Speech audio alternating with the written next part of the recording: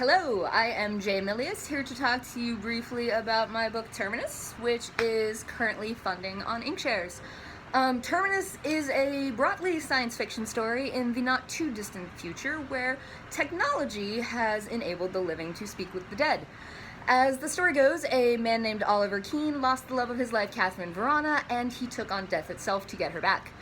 The result was a window to the world of the dead, basically just like it sounds, a portal through which you can see them, talk to them, you can't touch, they can't be physically in the world, and that portal is contained inside this tower. The original was expanded, now it's autonomous viewing parlors where multiple people can summon the dead of their choosing. Briefly, the way it works is, if it's a relative of yours, just a prick of the finger, takes your blood, takes your DNA, summons your ancestors, essentially.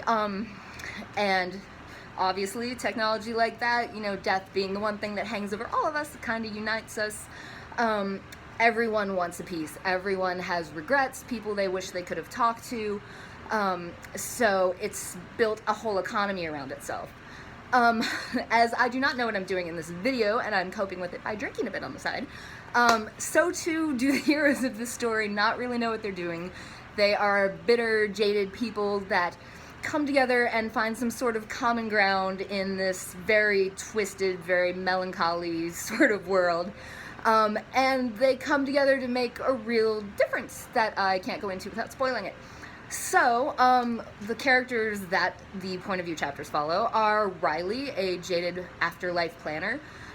So she works in the afterlife planning industry, things like post-mortal retirement accounts, a grandmother who dies, and her inheritance is conditioned upon her children and grandchildren summoning her. So basically, if you don't come do your yearly visit to grandma at the Terminus, you don't get to go to college. There is also a story in there about a young teenager who shot himself, and his parents brought him back for therapy. There's good stuff too. There's an author continuing their series through dictation. And there's Legend, which Legend was a band where 3 of the 4 members famously died in a plane crash right at the height of their popularity. They became immortalized, it's a mishmash of various rock and roll stories that's kind of the tone of the thing. But now, for the first time ever, the living and the dead are playing a reunion show. So you have the 3 dead members of Legend, these spirits appearing in their prime, and one old man who missed the flight because he was too fucked up. Spent a lot of time, as a tabloid celebrity after that, trying to maintain his relevance. He's going on 60, and here he is playing this reunion show with, his dead bandmates. He was always the type that thought he would go out in a blaze of glory. That's the kind of life he wanted. So the irony there is that a guy like that who's flirted with death all his life has a full-on relationship with death with the amount of times he's OD'd and put shit in himself and just done stupid crap. But the survival instinct is too ingrained, and that's kind of the dichotomy that I explore with Sully, who is rather fun. I'm fond of Sully. Please go check him out. And then there is Ben. Ben is a Terminus engineer, kind of a young wonderkind who, is great with the technology, not so great with people. And when he started working at the Terminus, he figured he could summon his dead father. But when he pricked his finger, a stranger appeared. So that was a recent revelation for him, so he's still dealing with, a sense of identity crisis and trying to figure out who he is. And both he and Riley have it in common that they work in the world of the Terminus all day, every day. And it rings hollow for them, and my PlayStation's about to kill the image. So maybe I should stop rambling and wrap this up. What I was trying to accomplish with Terminus, death is the one thing that hangs over all of our heads, so why not have a little fun with it? I like the term laughing into the abyss. I think all of these characters do that. When death is a commodity, I think that kind of reflects how I feel about life sometime, where, all the humanity is sucked out of it. It's all numbers, it's all money, and I won't go into a bunch of stuff. I like the people I work with, but my job's, sometimes gets a little abstract.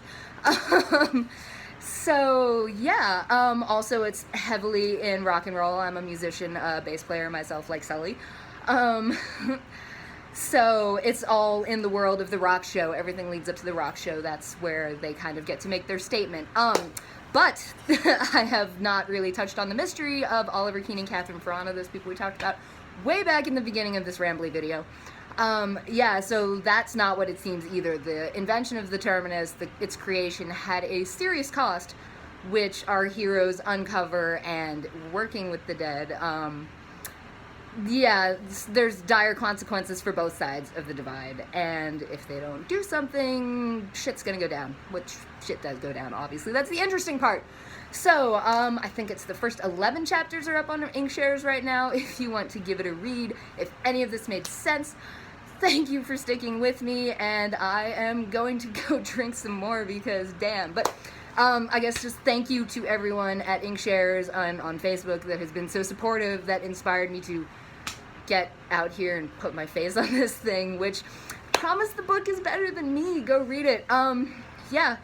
Thank you for listening. If you are still listening, congratulations, you made it through this ramble. I just sort of blacked out and said a bunch of words, so hopefully they're good. Like I said, I'll try and put together something better. Thank you to everyone who's pre-ordered, recommended, shared. This means the world to me. It helped me deal with some serious issues. It doesn't sound like fun subject matter, but I tried to have fun with it. Laugh into the abyss. You know, live now, because it's not going to last forever. And peace, y'all.